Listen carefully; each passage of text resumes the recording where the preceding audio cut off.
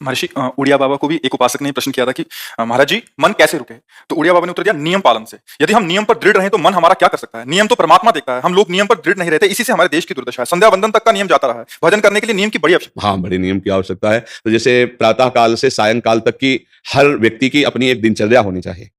ऐसा नहीं कि आज हम 4 बजे उठे, कल 7 बजे उठे, पर फिर मन को आप कंट्रोल नहीं कर पाएंगे। मन के लिए एक दिनचर्या होनी चाहिए कि हमको 10 बजे सोना है, 4 बजे उठ जाना है, तो फिर 4 से सवा 4 नहीं होना चाहिए।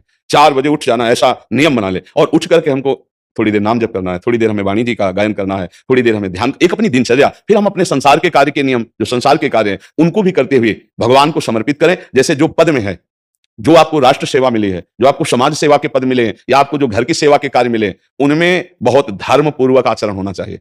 अगर आप अधर्म आचरण करते हैं, अपने पद का दुरुपयोग करते हैं, तो आप सुबह जग करके थोड़ा माला चला लीजिए, फिर भी आपका कल्याण नहीं होगा, क्योंकि आप अपने पद का, अपने सेवा का दुरुपयोग कर रहे हैं। जैसे हम जानते हैं कि अधर्म आचरण है, यह अधर्मी है, हमें पता है दोषी है, और वो हमको कुछ धन दे देता है, और हम उसको मुक्त करवाने की बात सोचते हैं, और जो निर्दोष है उसको फंसा देते हैं। अब तुम चाहे जितना माला चलाने की कोशिश करो या दान पुण्य करो, वो तुम्हारा अधर्म आचरण, वो अधर्म का धन तुम्हें शतमार्ग में नहीं जाने देगा। नियम लेना चाहिए कि जिस पद में है, जिस धर्म में है, जिस कर्तव्य में है, चाहे कुछ भी हो जाए, हम अपने कर्तव्य से विमुख नहीं होंगे। जितना जब महान है, उतने कर्तव्य महान है। दोनों बातें समझना है। जब माला फेरा और इसके बाद बेईमानी, अधर्माचरण, इनका कोई नियम नहीं है कि हमें कैसे चलना है, तो वो माला काम नहीं कर पाएगा, क्योंकि उसका तभी सत्य भाव माना जाएगा माला जपला जब धर्माचरण है। धर्माचरण नियम से। बोले वो बड़े कट्टर नियम वाले हैं, उनको घूस नहीं है, आप उनको भयभीत करके नहीं काम करवा सकते, प्रलोभन में काम नहीं करा सकते। ये हमारी गृहस्थी है ना, तो गृहस्थी के पालन के लिए धन चाहिए, और धन के लिए हम धर्म को आगे रखें, धन को नहीं। धर्म को, हमारा कर्तव्य क्या, प्रायः जैसे पूज्य बाबा ने कहा, आज हमारे देश में बहुत दुर्दशा हो रही है। दुर्दशा हो रही। क्यों? क्योंकि सब अपनी जगह से गलत हो रहे हैं। अगर अपनी जगह हम ठीक रहे तो हमारी दुर्दशा नहीं होगी।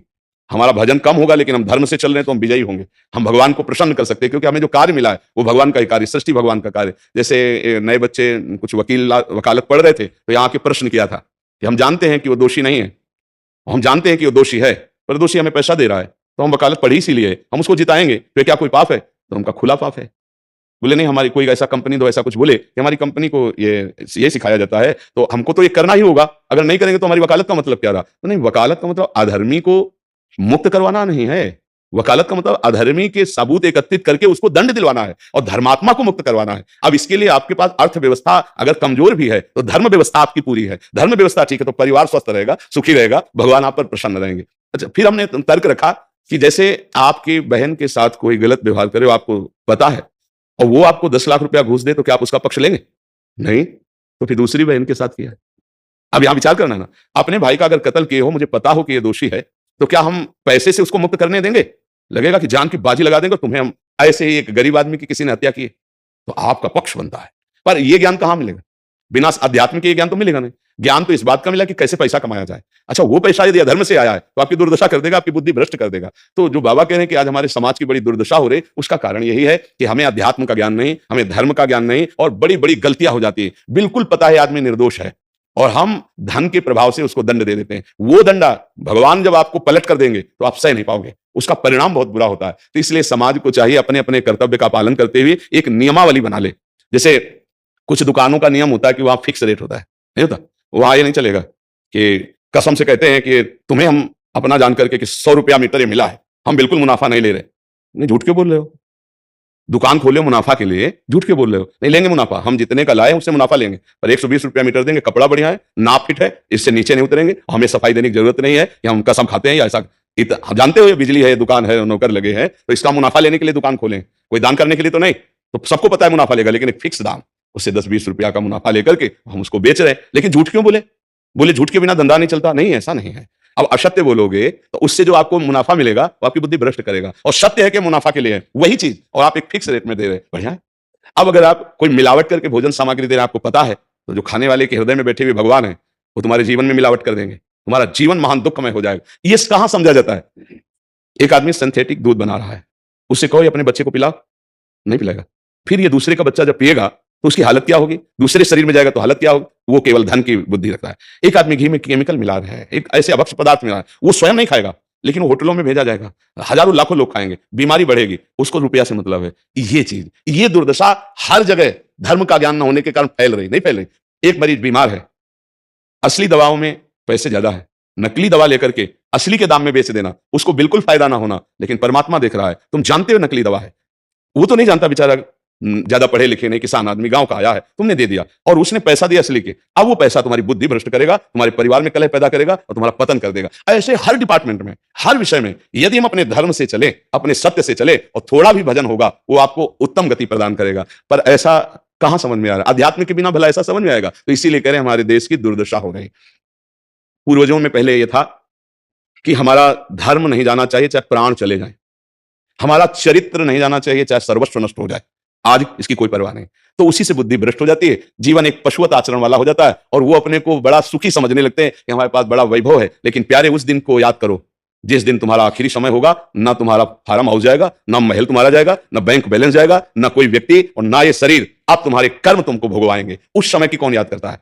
अगर उस समय की याद हो तो भय लग जाए कि नहीं नहीं, पाप नहीं करूंगा, क्योंकि जाना यहां से। अच्छा, कब जाना कुछ पता लगे, किसी भी समय ट्रांसफर हो सकता है इस शरीर से। तो हमें लगता है कि महापुरुषों के जो वचन है कि हमें एक नियम से जीवन जीना चाहिए, धर्म पूर्वक जीवन जीना चाहिए, अपने कर्तव्य का पालन करना चाहिए। जो हमारे लिए कर्तव्य, आज प्रायः धन प्रधान बुद्धि होने के कारण कर्तव्य स्वाहा हो रहा है। एक विद्यालय में विद्यार्थी के लिए जो गुरु पद में बैठा है, उसका क्या कर्तव्य है? वो अपने कर्तव्य को भूला हुआ है। भला छोटे छोटे विद्यार्थियों को, जिनकी नींव पूरे राष्ट्र सेवा में, समाज सेवा में बन सकते हैं, अगर उनको हम सही शिक्षा नहीं दी तो उनका पूरा जीवन बर्बाद हो जाएगा। अगर उनको हम गलत सपोर्ट कर दिए तो उनका पूरा जीवन बर्बाद, क्योंकि नया जीवन है। और जगह जगह अपने अपने कर्तव्यों का यदि पालन किया जाए तो पूरा समाज सुखी हो जाए। लेकिन कर्तव्यहीनता आ रही, कोई अपने कर्तव्य को नहीं समझ रहा है। तो यही बात महापुरुष जनों को दुख लगता है कि अगर सब अपने कर्तव्य का पालन करें, धर्म का पालन करें, भगवान का नाम जप करें तो सब सुखी हो जाए। सुख सब चाहते हैं और आचरण दुख वाले करते हैं, इसीलिए सुख नहीं मिल रहा है, परिणाम में हमें दुख मिल रहा है। सच्ची मानना, वो रुपया पूरे परिवार में अशांति पैदा कर देगा। और धर्म पूर्वक 100 रुपया लाओगे और 4-5 परिवार के बैठ के नमक रोटी खाओगे, आनंद से सोओगे, बड़ा प्यार रहेगा, भगवान की कृपा रहेगी। पर यह बात समझ में नहीं आती है। तो ये वृत्ति अगर छोड़ी ना जाएगी तो कुछ भी कर लो, कहीं भी दान पुण्य कर लो, लाभ नहीं मिलेगा। अगर दान देने की बात कही गई है तो धर्म पूर्वक कमाए हुए धन से। अगर आप मेहनत से कमाए हो ना, 10 रुपया दे दोगे ना, तो 10 रुपये का वो आटा लाके अगर 2 रोटी खाएगा तो खूब वजन होगा।